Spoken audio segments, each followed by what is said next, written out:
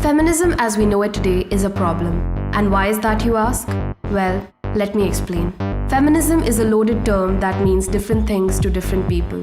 Say feminism is about freedom. Feminist thought almost makes economic sense. Feminism is apparently subject. Oh, feminism. Oh, you all hate men, don't you know? F for feminist. If someone asks you're feminist, you have to say yes. It is a term that is often taken out of context to represent a wide range of ideologies, which can thus lead to a fair amount of confusion around the subject. We don't agree with gender sameness. बहुत सारी लड़कियां रात को घूमेंगी अकेले और उनको available हो जाएंगी इजी. हर चीज का दारोमदार क्या सिर्फ औरत पर ही आता है? Gentleman is actually a sexist word. Fight for your rights, but don't fight too hard.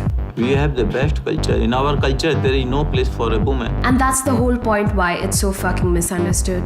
So let's start with the basics. Hey Siri, what's the definition of feminism? Feminism is defined as the theory of the political, economic, and social equality of the sexes.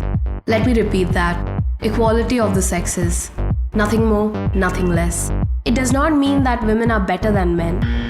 It does not mean that only women's voices must be heard. It does not mean picking up the tab on a date or free drinks on ladies' night.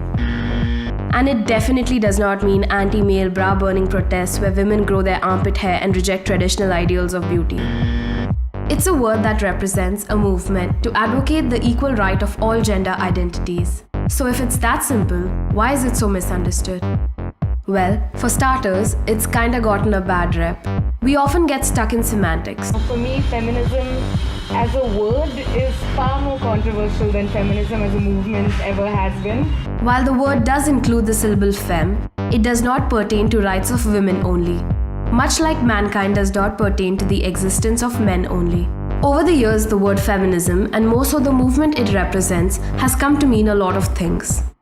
Spanning 120 years, the feminist movement in the West has evolved from acquiring the right to vote to challenging traditional gender roles, and more recently, it has expanded to cover financial, political, and social inequalities at large.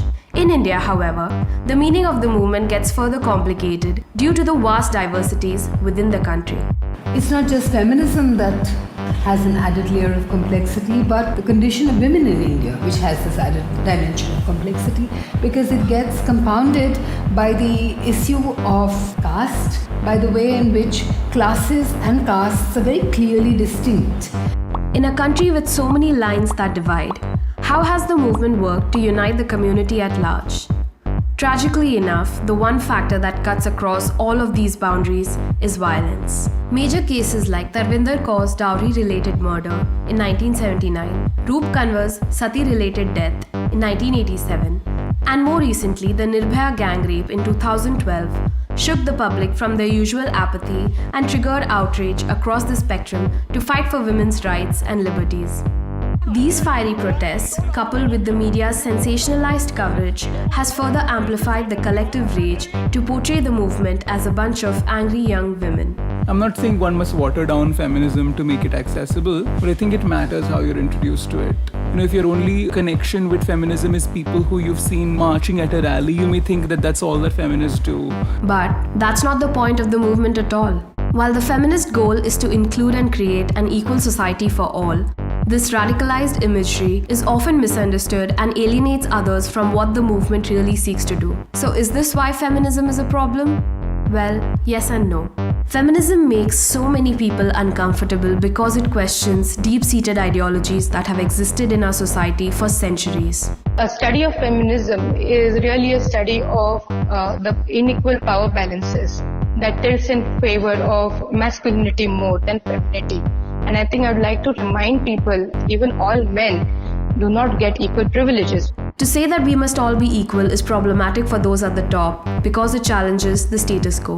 However, those at the top aren't to be blamed for this alone. By distancing ourselves from the very notion of feminism, we unknowingly perpetuate prejudice and inequality. And that, my friends, is the problem. The worst part, we're a part of the problem.